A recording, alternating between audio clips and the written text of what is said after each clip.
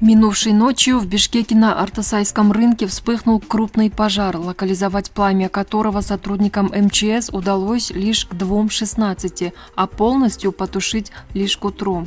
Пожарные столкнулись с проблемой заезда на Артасайский рынок во время пожара. Об этом на совещании заявил аким Октябрьского района Бишкека Константин Куценко.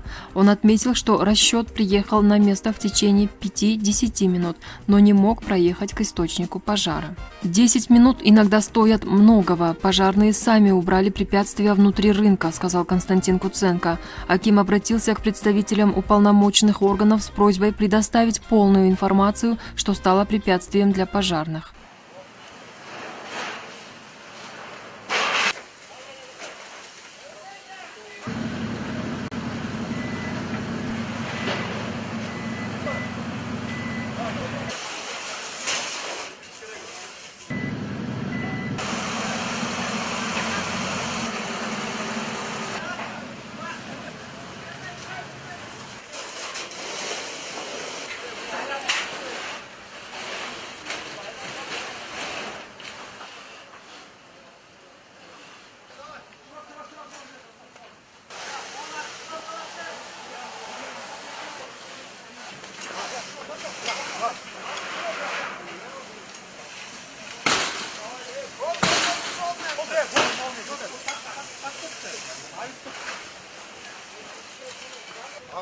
Администрацияны чакыр.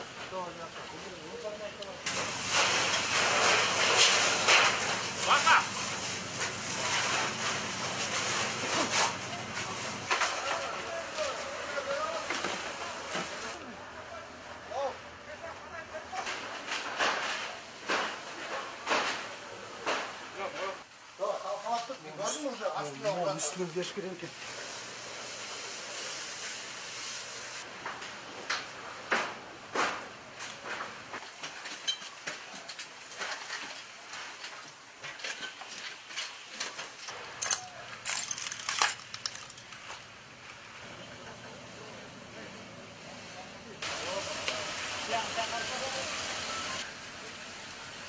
Bugün түнкү 00 saat 18 minutта ыкчам нөмір бөлімінің байланыш түйініне Ортосай базарында өрт болот деген маалымат түшкөн. Дароо эле азыркы убакта өрт болгон жерде 5 автоцистернада күчүр менен иштеп жатат.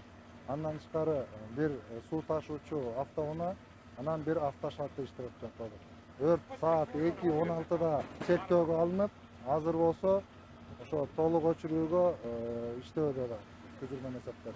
Тигүүчү цехтин экинчи ярууусу күйгөн. Өрт өчүрүүчүлөр баягы туш тарабынан чектөөгө алып калган башка имараттарга жайылуусун токтотуп калышкан. Чектөө түнкү саат 2:16да алынды.